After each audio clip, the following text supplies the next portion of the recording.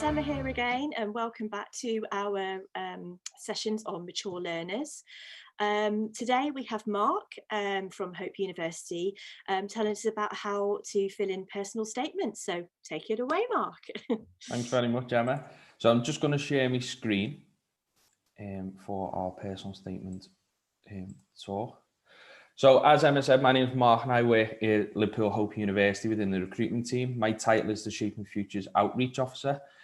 So what that basically involves is working with the likes of mature learners in order to basically get them into university and help them along with the process. So a massive part of that is personal statements, and that's what we're going to discuss today. But we're also going to look at the likes of university terminology, and we're also going to look at like applying for university and things like that. So in today's talk, the first thing that we'll discuss is applying to university, and in particular what that looks like from a admissions process side of things. So what our admissions teams are looking for at university. Then we're going to look at what is a personal statement, then how to write a personal statement. We're then going to go into do's and don'ts, which is probably the most important like hints and tips that a lot of universities do say to potential students as well. And then we're going to look into university terminology as we go through towards the end.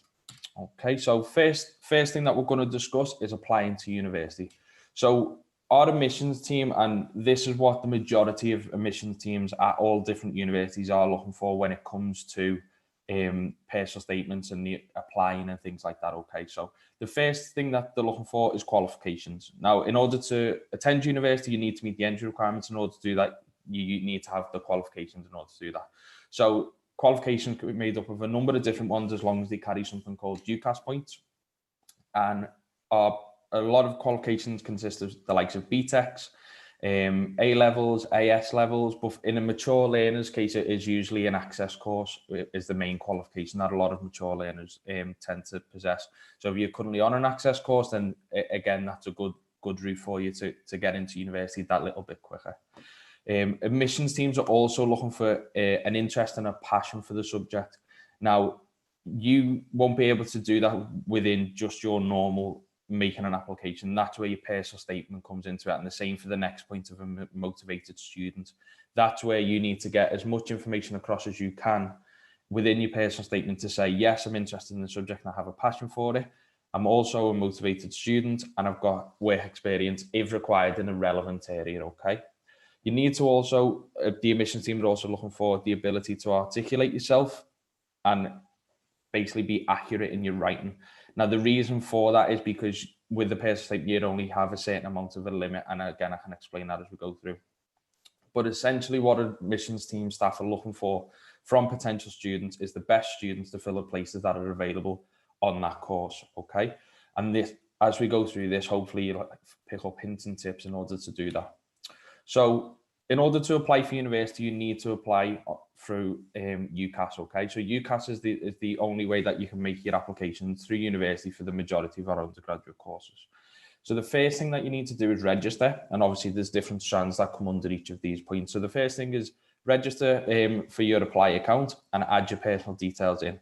Now, what I will say at this point is make sure that your personal details are accurate and correct. And if for whatever reason you start your application and then you move address or you get a new phone or you change your mobile number, whatever that is, make sure that you do update that as much as possible. Because if the university needs to get in touch with it for whatever reason, that needs to be as accurate as possible. So make sure that that is the case. Second step is to add your additional information. So your nationality, your ethnicity, and then make sure if you are a UK applicant that you are looking to make UK applicants only on that form. So you don't end up going down the international route, which it requires extra information. The third point is your course choices, okay? So especially when I was a student, and Emma may be able to back me up with this, but you can only choose up to 5 courses, and that seems like such a small amount considering how many university courses are out there. Or if you know what particular field you want to go into, it does help narrow it down. My advice at this point, especially when you're choosing your courses, make sure that you know what course it is that you do. Make sure that you've read the description on the university's website, you've attended an open day talk from that university, and make sure that you know that subject before you just put it down as an extra choice, because it may be that you only end up getting one offer back in the future If that is the case and you've just put one down just to make it up to 5 and you know nothing about it, then it's an ill-informed choice. So I would recommend that you do your research before you put your 5 choices down. Some courses do have specific deadlines, so make sure that you are looking at the deadline before that, so you get your UCAS application nice and early. And then the fourth point is your education history. So enter all of your qualifications here, even if dependent. Now, for a lot of mature learners at this point, they'll tend to be on something like an access course in a particular field that they're looking to go into, and everything's going for them. But say, for example, they want to do psychology. For Liverpool Hope, you need to see it psychology in order to study that course at GCSE level. And for a lot of mature learners, they may not have got that when they were in school. So they're having to go back and redo the maths qualification or the science or the English, whatever that may be. Even if you are still currently completing that GCSE or completing your access course, put it down as pending, put as much information, as much qualifications as you have, even if they don't carry UCAS points, just so that we can get a full picture of your education history, okay? Then you need to look at your employment history. So list any potential jobs that you've had in the past. So paid jobs and full-time. This isn't the point where you want to be mentioning your volunteer work here, okay? Then your personal statement, okay? So that has to accompany every UCAS application. So this is where you would show and basically say why you will make a great student. And that's in a lot of cases, the only chance that the university gets to hear about you as a person. So your personal statement is the most important aspect, which again, we'll discuss as we go through. Point 7, final check. So see if you need to make any edits, okay? Don't think that you've just done your personal statement and that's it. First draft it, that's it. Make sure that you do reread. And again, the hints and tips that I give you as we go through this presentation will be able to help you in the future. And then mark this section as complete and move to the final section, okay? So your final section is your references. Now, your references are usually from your teacher or your advisor or whoever it is at college that you, again, it's normally a tutor or college that will give you a reference. A lot of the time you need 2 references. So usually you have an academic one and then a personal one. If you have 2 academic ones, great, because at the end of the day, that's what university is looking for. They want to know what you're like as a student. Then you need to pay the application fee. So for UCAS, it's £20 for the application fee if you're looking to make 3 choices for university, okay? If you want the 5 choices, it's 26. And me personally, I would recommend doing the 5 choices for university, as if you do if you were to do only 3 and you didn't get any offers back due to not meeting the entry requirements or whatever, for whatever reason, then it's giving you less of a chance to go to university. So by paying the extra £6 for the 5 application, then you've got more chance of actually going in from there. Then literally press send, and then the university will receive that. They'll take time to process it, read through your personal statement, look at your education history and things like that. And then they'll be able to make a decision on whether they'll be able to offer you a place or not. Okay. So now we'll move on to what is a personal statement. And it's a question that a lot of students get confused with because they know it's a big part of the application process. Mm-hmm. In a lot of ways, it's the most important part as well. So essentially, what is a personal statement? It's your chance to describe your ambitions, skills, and experience to university and college admission staff. That is it in a nutshell. So the most important thing about a personal statement is that line underneath that says 4,000 characters, 47 lines of text to show the university why they should consider you for the application for that place. As I said in a previous slide, they want the best students for the available places. So if your personal statement isn't up to scratch, the likelihood is they're not going to offer you a place. So make sure that it is, regardless of what university you're looking to apply for. Okay. How personal statements are used. So it's providing a basis for interview questions. So some courses, especially at Liverpool Hope, do have an interview requirement. So the likes of our primary education with QTS, you have to pass an interview in order to get onto the course. So what our admission staff will do, and obviously the tutors on the course, they'll look at your personal statement and use it as a basis for interview questions in the future. It also helps you provide evidence of your volunteer and your work experience. So for a lot of mature learners, they tend to have more of this than a student who's going through the cycle straight from college into university at a younger age, okay? So this is a benefit for mature learners at this point. Considering borderline cases, so for the university staff, if you're just short with regards to entry count, but you've got an amazing personal statement, they may be able to then help push you over the line and be actually, yeah, you may not just about meet the entrance requirements, but your personal statement's that good and your references are that good that we're still going to offer you a place anyway. So your personal statement is a massive part of your application. And it's also the chance for the university to learn about you. So the question that we get asked the most about is what do I write about if it's only 4,000 characters? And that's the hardest part to do. So again, this isn't this is what you should do. This is just guidance on how to do it. And again, there's no right or wrong answer with the personal statement. This is just what the majority of universities, and in particular Hope, would advise you to do. Okay. So it's important to remember that you can only write one personal statement. So if you make an application for up to 5 different universities, you can only do one personal statement for all of them universities, okay? So avoid mentioning any universities or colleges by name. So say, for example, you mentioned Liverpool Hope, but applied to another university, that other university wouldn't be very happy reading that you're very passionate about joining Liverpool Hope, if that makes any sense. So make sure that you are remaining neutral in that sense. If your chosen subjects are similar, then make sure you talk about the subject as general. So the example I'd like to use for this is sport, for example. So I was a sport graduate myself, and I wanted to do sport with physical education, but I did make applications for the likes of sports psychology as well. So I needed to make sure that I was talking about sport in general rather than just sport and physical education, because then if I haven't mentioned any psychology within that, then I know I'm less likely to get an offer for that course, okay? Also, if you've chosen a variety of subjects, make sure that you write about common themes like problem solving and creativity. So this is if you are looking at, or you're unsure on what to do at university, but you are interested in a number of different areas, make sure that the likes of problem solving comes through in your personal statement and how you can be creative as a student. So it is a little bit more neutral and you're not, again, going into one subject more than the other, just to give you more of a chance to get an offer from all 5, which is obviously the best case scenario, so that you can then attend open days and then make your decisions from there, okay? But this is what we would say the main question is to focus on, okay? So why do you want to study this subject and what makes you the right person for the course? Ultimately, your personal statement should answer this question. So once you've written your personal statement, you need to be asking yourself this question: why do you want to study the subject and what makes you the right person for the course? If your personal statement answers that, then you're on the right lines, okay?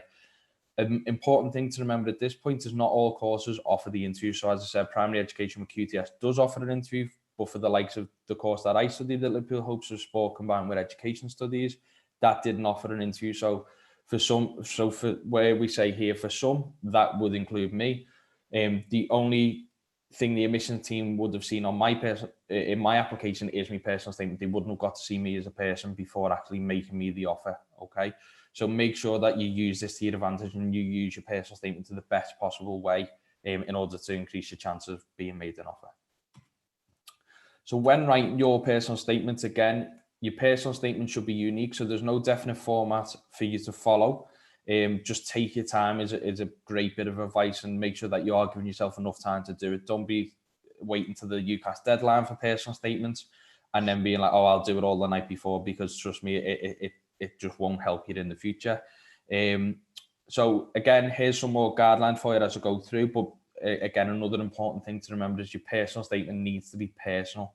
So don't be thinking, well, I don't know what to do. Again, as long as it's personal to you, it'll be a lot better from a university point of view. So these hints and tips as we go through now will help you. So writing in an enthusiastic, concise and natural style, nothing too complex, okay? So if you don't usually use extravagant words or anything like that, don't feel like you have to at this point. Just make sure that you are writing enthusiastically is the main thing, and making sure that you're demonstrating your passion and things like that, okay? Try and stand out. And the reason that we say this is because, say, for example, you are looking to apply for psychology and our admissions team get 400 applications for psychology for that particular year. What's going to make your one stand out? What is going to be something that's different about your personal statement that isn't just another one in the pile? But at this point, it is also important to note that you have to be careful with using the likes of humor or quotes or anything that's out of the ordinary, okay, to make yourself try and stand out. Try and avoid the likes of humor and quotes, but do try and make sure that you're putting your passion across and it is personal within it, okay?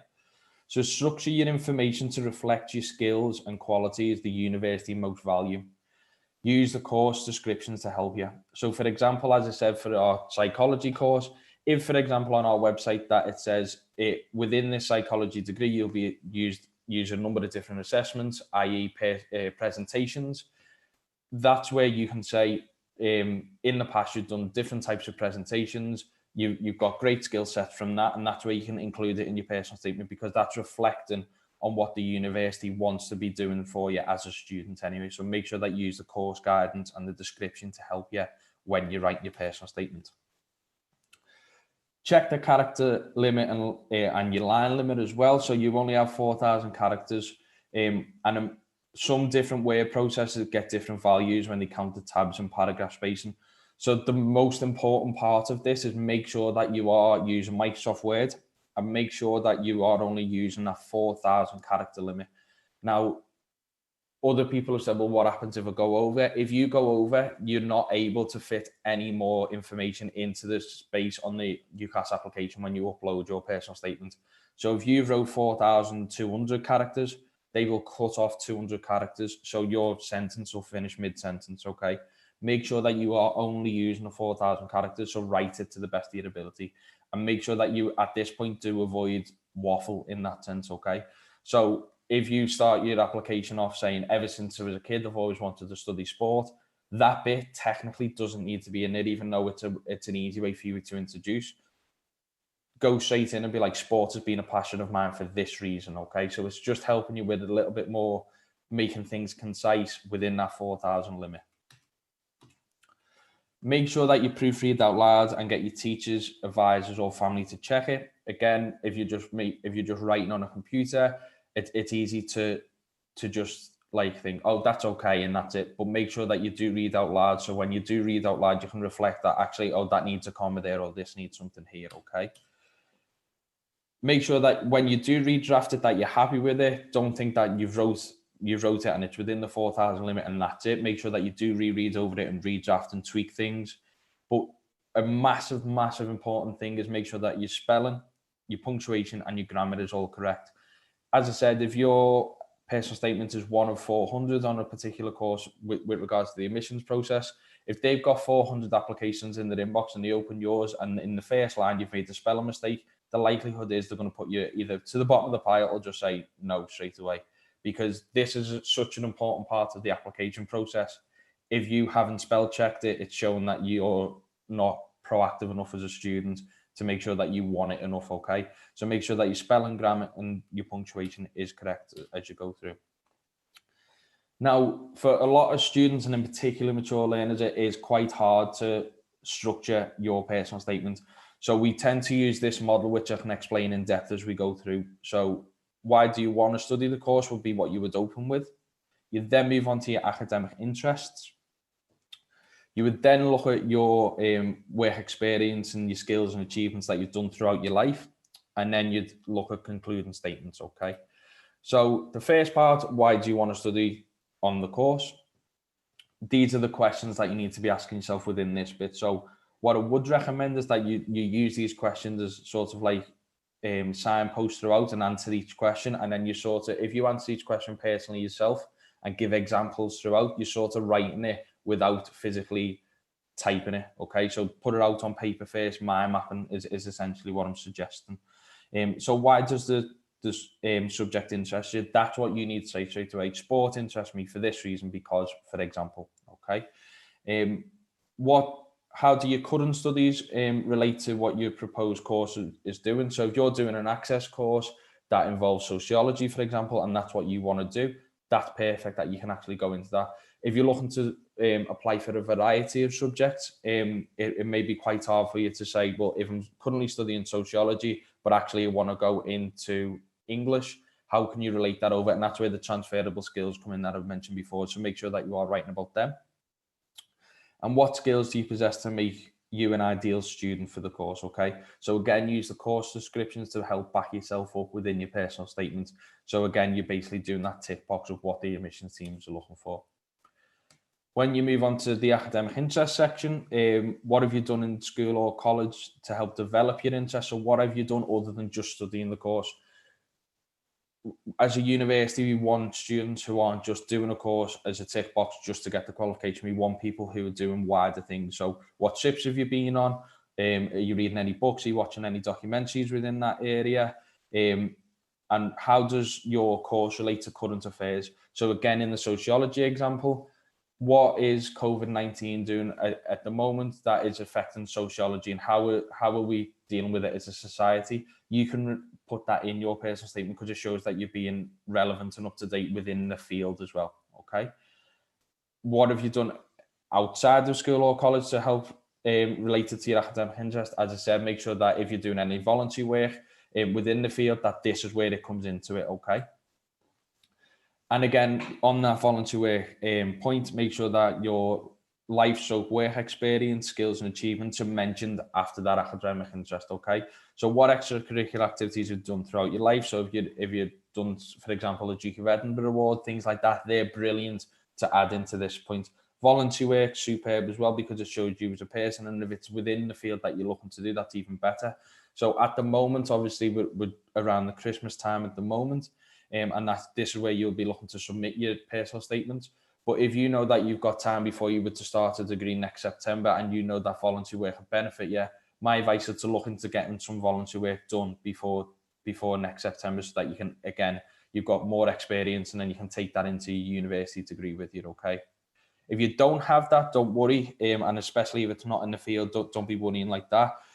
But make sure that a lot of universities, it's not actually an entry requirement for the course that you do have experience within that field. For some it is, and the more popular courses it will be, but make sure that you check that out before, okay? But remember to research and see your course doesn't require that, okay? If it doesn't require that, just any experience that you have. And a lot of people will say, well, I haven't really got any experience. When you do go in and ask them, they say, well, I worked at Tesco for 2 years, or I was a cashier in a supermarket. Then the first thing that's transferable skills, there's people skills within that, okay? So to make sure that you're drawing the skills out of whatever experience that you have to then go with in the future. Then you need to look at your concluding statements, okay? So you need to focus on the course. Why should you be offered a place is what you want to be saying. So in order to conclude your personal statement, you need to be saying, this is why I should be offered a place on the course. What can you offer the university? So you as a student are going to contribute to that course because of your passion for it, something along those lines. If you do have any career plans at this point, so say, for example, you're a mature learner and you're on an access course, you're interested in sociology and that's what you're looking at, but you don't know what you quite want to do as a career, that's absolutely fine. But if you do know what you want to do as a career, that's where you can add it at this point, okay? And then summarize your personal statement and make sure that it's all basically you're summarizing and sort of bringing it back to the start and saying, to summarize, this is why I want to study this course, okay? So hopefully just through those hints and tips, you've got a few things that you can pick up on, a few questions that once you answer each question within each section, then it's just easier to help you structure your personal statement. And as I said, that isn't the sort of like the blueprint for it. You don't have to do it like that. It's just the way that we suggest that helps cover all bases.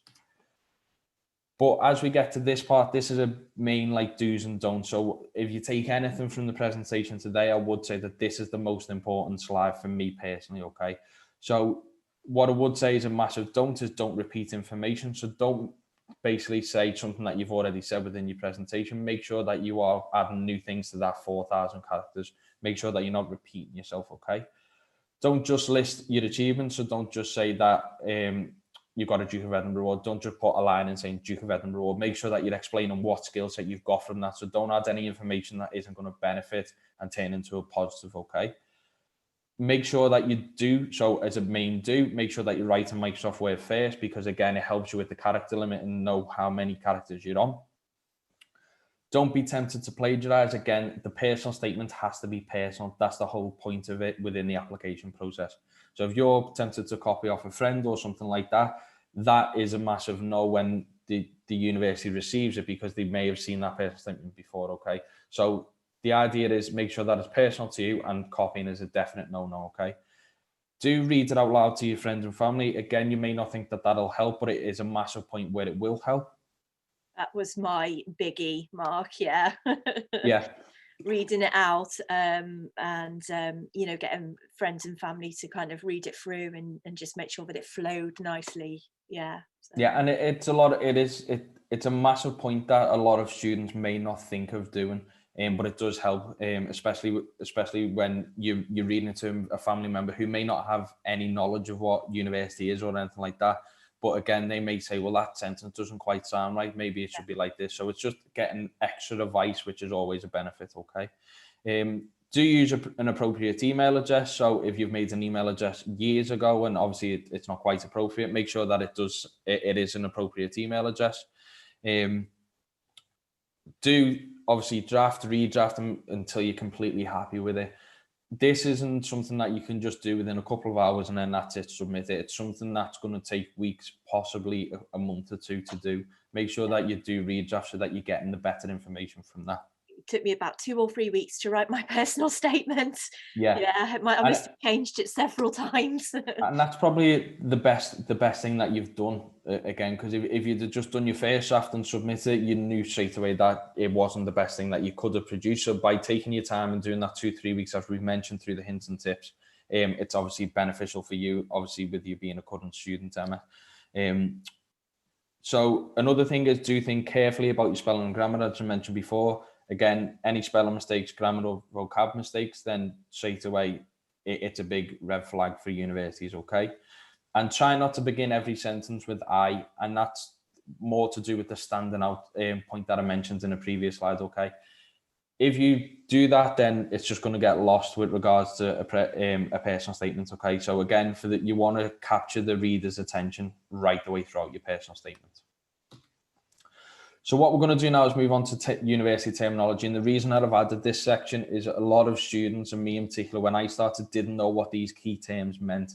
And it wasn't until I started on the course that it's like, well, oh, I get what that means now. But it's just beneficial for students at this point to know what that is at this point, okay?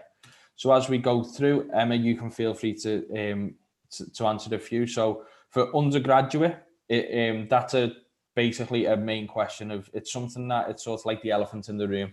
For a lot of people, it gets mentioned and you don't know what it means, but you don't think you need to know. And it just helps to know so that you feel a little bit more confident when you do attend university, okay? So for Emma, what would you say undergraduate is? Well, that's me at the moment. I haven't done a degree before. I'm doing my first degree, so I'm an undergraduate. I'm doing my first degree course. Yeah, and that's exactly what. So it's education taken before gaining your first degree, okay? Yeah. So anything that you've done at undergraduate level is usually what you're doing as your first degree. So for me, obviously, I've done an undergraduate degree. So I've done 3 years on a sport and education studies course, but I wasn't a graduate until the day I graduated, okay? So undergraduate is education taken before gaining a degree. A degree is the qualification offered by universities. Obviously, that one's a bit straightforward, but it's important to note now because obviously a degree with foundation year is where it can get tricky for some university courses. So a degree with foundation year is usually a 4-year course with the first year being a foundation year, but that's usually incorporated into a 4-year program, okay? Mm-hmm. Emma, BA, any ideas? Bachelor of Arts. Yeah, that's correct. So obviously, when you graduate, you usually have letters after your name, and these are basically short for an abbreviation of that, okay? So if you've got BA, it's a Bachelor of Arts. So for me, that's what my degree is. So the education aspect is deemed as a Bachelor of Arts. BSc is short for Bachelor of Science. So if you were to do sport and exercise science, for example, you would be graduating as a Bachelor of Science, okay? So that's just important to note the difference there as well. Any idea on Postgrad? This is the course that you might do after you've got your first degree. For instance, I'm doing education at the moment. I might want to become a teacher and go on to do a postgraduate course to help me do that. And that's exactly it. So education taken after gaining your first degree. So these ones that we go through now will just be examples of that. So MA is short for the Master of Arts, and that's a type of it's a type of postgraduate program, okay? Same for MSc, short for Master of Science. PGCE is, again, Emma's got ambitions to go on and be a teacher. So the PGCE or the PGDE is something that should be looking to go in. So PGCE stands for Postgraduate Certificate in Education. And that's basically what you need in order to be a teacher. So regardless of what subject you want to teach, you would need to either do a PGCE or a PGDE. Okay. PGDE stands for Postgraduate Diploma in Education. So there is differences between the two. So make sure that you do know the differences and go on university websites to find that out. And then finally, bursaries is something that is mentioned at university, but not a lot of people know what that is. And it's basically an amount of money that is given to a student to help with the cost of the course. So obviously, you've already had the mature session with Shannon. So if you haven't seen that, make sure that you do go onto our website and check that recording out. But a bursary is what the university can offer students as something extra to student finance, and it's given to the student. So it's not something, it's not a loan, nothing like that. You don't have to pay that back. It's given to the student. Okay. So that is basically it with regards to the presentation, and obviously going through the personal statements and obviously university terminology and how to apply. Hopefully you've got some really good hints and tips from that. If you do want more information, feel free to contact us. So obviously you've got our telephone number there. You've also got our email address, so it's inquiry@hope.ac.uk. And do go onto our website and have a look at the courses that you are interested in and the description of those courses to then help write your personal statement. Also, try and follow us on our social media pages, and if you need any other help, again, you can email us. Okay, so that's it with regards to the presentation. Thank you very much, Mark. That was brilliant. I wish I'd had that presentation before I filled out my personal statement. Yeah, I sort of struggled quite a lot with mine.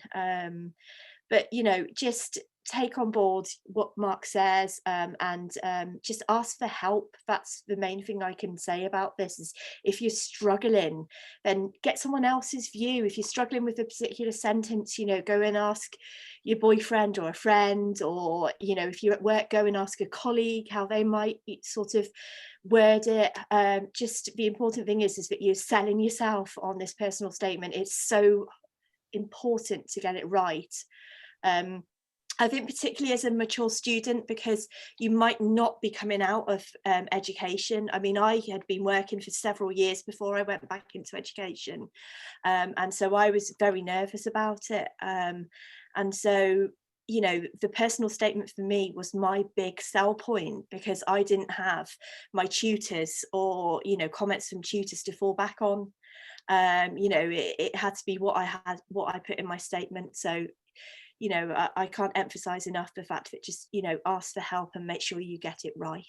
And like Mark says, you know, go on to the university that you're planning on, send them emails, you know, if you need a hand with anything or need advice, and yeah, just get help and good luck. And I will see you on the next session, which is on careers. So I hope that you will join me for that. See you soon. Bye.